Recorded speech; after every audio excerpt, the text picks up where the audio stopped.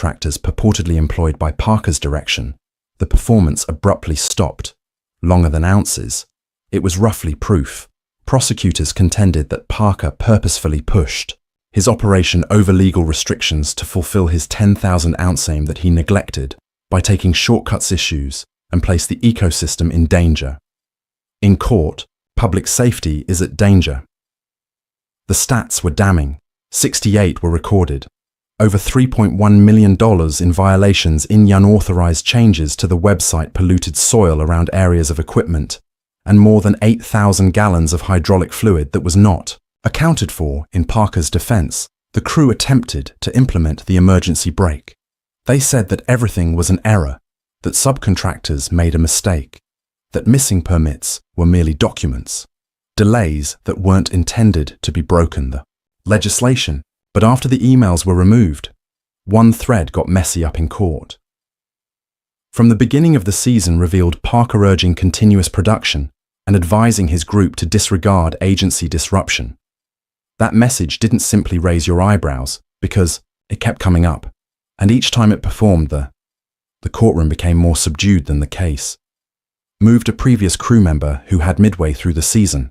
The left stepped advancing assertions that Parker was aware of precisely what he was doing with his bean, cautioned several times over the unfinished documentation and possible infractions that he continued notwithstanding.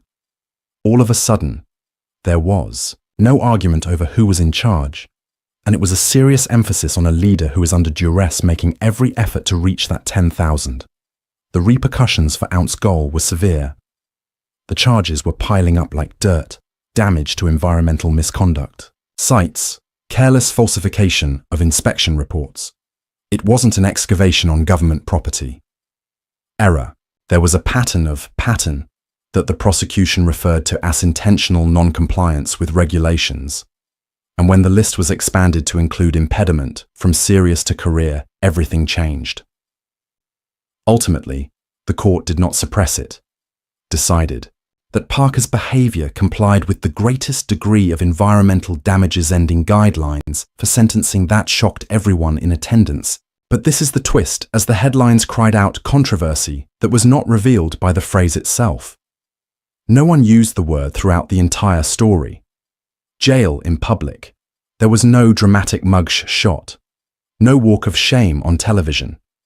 Rather, Parker disappeared from the spotlight subtly and covertly spread rumors. He was allegedly negotiating restitution. Others asserted that he was protective custody. But there were no responses, and that silence was more powerful than this. Was the discovery.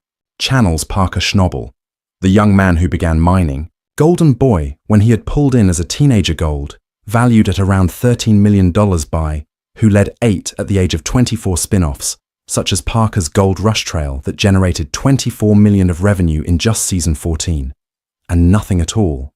The strange thing is that Parker wasn't he never lived like a flamboyant type. He wasn't a famous person who owned houses, or actually luxury automobiles at the pinnacle of despite his accomplishment, he acknowledged sleeping on. He didn't blow his friend's couch in Los Angeles. Instead of spending money on status symbols, he'd on travels with his father to reminisce. Weekends spent hunting with his crew, World Vegas vacations and series tickets were. It was never about the money, loyalty and experience that led to that mentality. Growing up, his great-grandfather sculpted a life away from the wilderness of Alaska in 1937. Grandma joined him, and his father still gets up for work at 4:30 every morning. Parker was surrounded by individuals who didn't stop, who endured suffering, who continued, despite how difficult the